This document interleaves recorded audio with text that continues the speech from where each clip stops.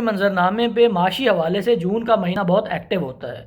जून के महीने में पाकिस्तान का इकोनॉमिक सर्वे पब्लिश किया जाता है और जून के महीने में पाकिस्तान का बजट आता है। एक मेरा ज़ाती तासुर ये है कि पाकिस्तान में शायद रिलीजन के बाद सबसे ज़्यादा जो मिसअंडरस्टूड है, जिसके बारे में मुगालते पाए जाते हैं और मिसकंसेप्शंस पाई जाती हैं, वो माशी मामलात हैं।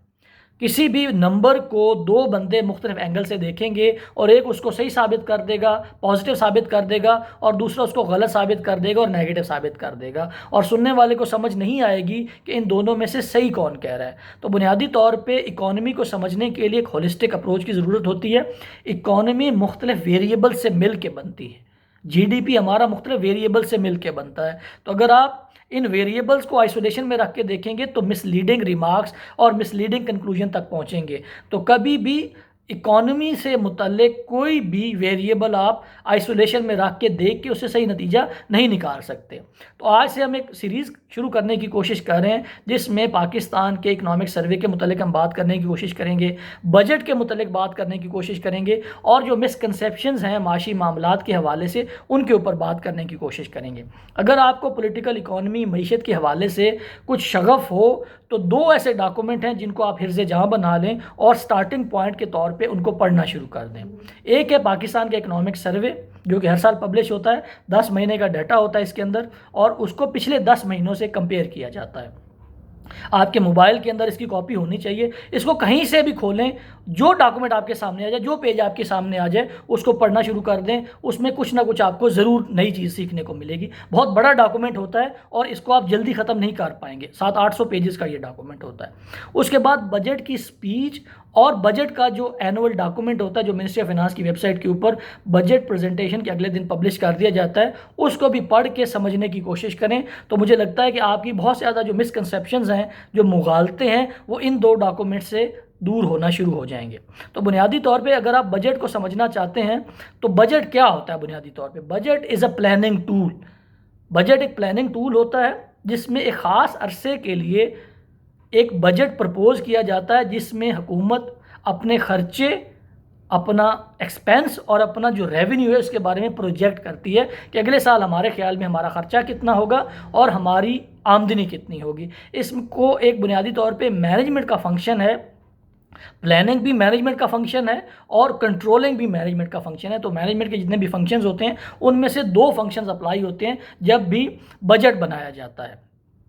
बजट के मुतल्लिक़ बुनियादी तौर पे ये देखने की ज़रूरत है कि अगर आप पाकिस्तान में बजट और सूबे और वफाक के दरमियान होने वाली कशमकश को समझना चाहते हैं तो आपको NFC अवार्ड के मुतालिक पता होना चाहिए और 18th अमेंडमेंट के बारे में पता होना चाहिए। ये इतने डिटेल टॉपिक हैं कि इनके ऊपर एक पूरी मैं वीडियो अलग से बनाऊंगा कि 18th अमेंडमेंट क्या है और NFC अवार्ड क्या है, क्योंकि मैंने देखा ही है कि बहुत पढ़े लिखे लोग भी जब NFC अवार्ड के मुतालिक बात करते हैं और 18वीं तरमीम के मुतालिक बात करते हैं तो ये समझते हैं शायद ये कोई एक ही चीज़ है। हालाँकि NFC अवार्ड की तारीख तो 1975 से शुरू हुई है। हमारे 1973 के आइन के बाद सबसे बड़ा जो लैंडमार्क डिसीजन था आइनी तारीख में वो शायद NFC अवार्ड का इजरा था।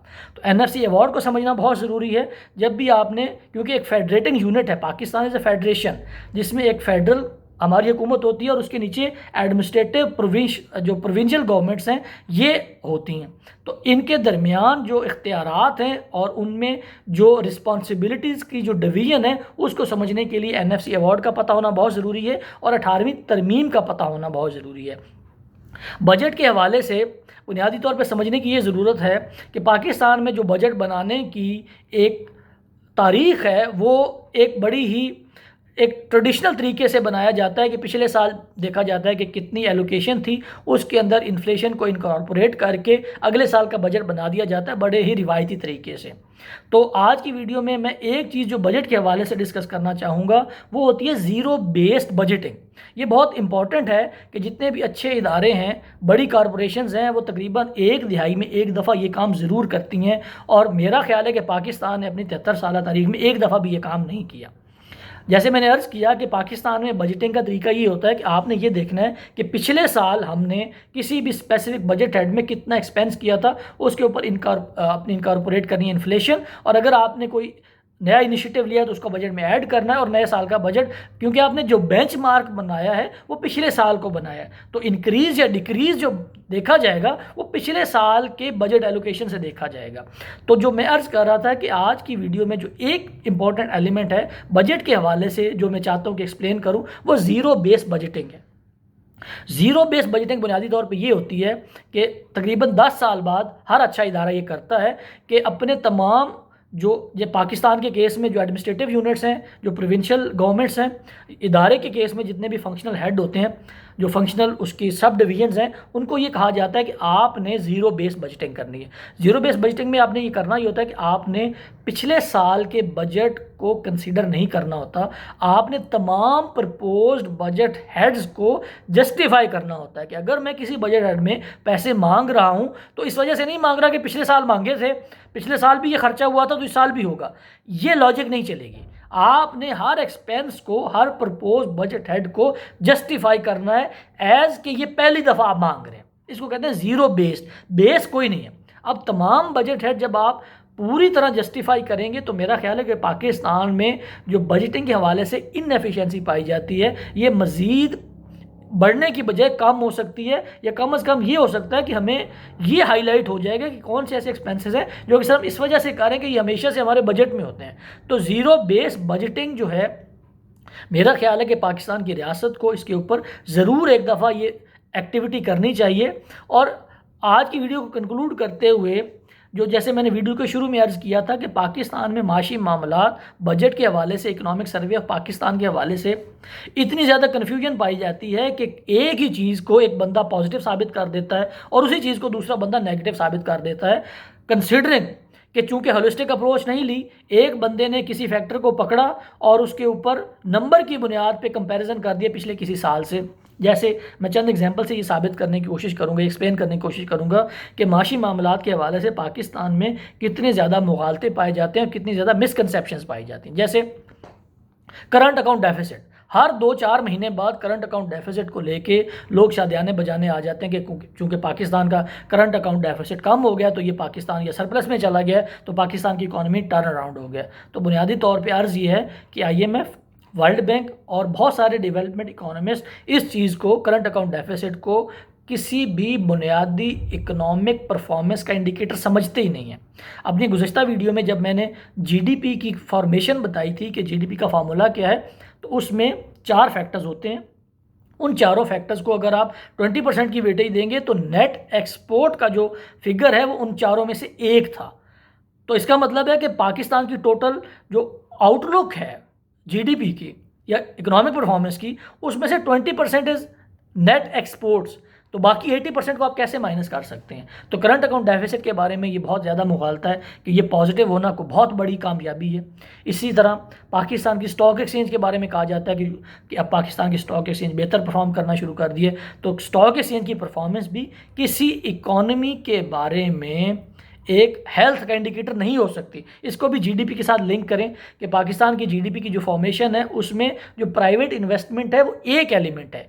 प्राइवेट इन्वेस्टमेंट में से जो लिस्टेड कंपनीज़ के अंदर इन्वेस्टमेंट होती है उसको शो करती है स्टॉक एक्सचेंज। तो 20% जो प्राइवेट इन्वेस्टमेंट शो करती है उसका भी कोई 50% या उससे भी कुछ कम परसेंटेज में अगर हिस्सा बनता है स्टॉक एक्सचेंज का बनता है। तो पाकिस्तान का अगर 100% को आप स्टडी करना चाह रहे हैं, उसको एनालाइज करना चाह रहे हैं, तो उसके 20% का 50% कैसे इंडिकेट कर सकता है कि पाकिस्तान की इकॉनमी बेहतर परफॉर्म कर रही है या गलत परफॉर्म कर रही है। उसके अलावा एक और जो बहुत बड़ी मिसकंसेप्शन है कि जब भी मुल्की मामलात को, मुल्की माशी मामलात को ख़ास तौर पे जब एनालाइज करने की कोशिश की जाती है तो उसको इक्वेट किया जाता है इनफरादी मामलात के साथ। ये भी एक बहुत बड़ी मिसकंसेप्शन है। आप मुल्क के माशी मामलात को समझने के लिए ज़ाती या इनफरादी नौइयत की एग्जाम्पल से भी काम नहीं ले सकते। इसी तरह कर्ज़े को बहुत बुरा समझा जाता है। अब समझने की ये ज़रूरत है कि हर गवर्नमेंट ने जब कर्ज़ा लेना होता है तो उसने ट्रेड ऑफ करना होता है। उसने 2 चीज़ों में से ट्रेड ऑफ करना होता है कि किस चीज़ को लेना है, उसने कर्ज़ा लेना है या टैक्स बढ़ाना है।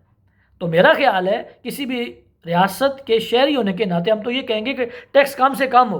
तो मेरा ख्याल है कि जो गवर्नमेंट के ऊपर ब्लेम बहुत ज़्यादा किया जाता है कि उसने कर्ज़ा बहुत ले लिया है, तो कर्ज़े की flip side of the coin भी देखने की ज़रूरत है कि अगर गवर्नमेंट कर्ज़ा नहीं लेगी तो क्या टैक्स बढ़ा दे, और टैक्स बढ़ाएगी तो क्या आपके लिए फिजिबल होगा। तो इन चंद गुजारिशात का मकसद सिर्फ ये है कि इकॉनमी को समझने के लिए होलिस्टिक अप्रोच की ज़रूरत होती है, तमाम वेरिएबल्स को इंटैक्ट रख के समझने की कोशिश करनी चाहिए, और किसी भी एक वेरिएबल को आइसोलेशन में रख के जब भी आप इंटरप्रिटेशन करने की कोशिश करेंगे तो वो मिसलीडिंग होगी और कंक्लूजन गलत ड्रॉ करेंगे। तो आने वाली वीडियोज़ में बजट के मुतालिक कुछ बात की जाएगी, बजट क्या होता है, पाकिस्तान की गवर्नमेंट के जो अर्निंग के सोर्सेज हैं वो कौन कौन से हैं, और पाकिस्तान कहाँ कहाँ एक्सपेंस करता है, और इकोनॉमिक सर्वे ऑफ पाकिस्तान जब पब्लिश होगा तो उसके ऊपर भी अपना एनालिसिस पेश करने की ज़रूर कोशिश करूँगा। तो इन चंद गुजारिशात के बारे में, माशी मामलात के मुतालिक मेरी स्टेक के बारे में अगर आपका कोई फीडबैक हो, कोई एतराज़ हो, या आपको लगे कोई ऐसी बात है जो मैंने खिलाफ वाक़े की है, तो फीडबैक से ज़रूर आगाह कीजिएगा। Thank you so much.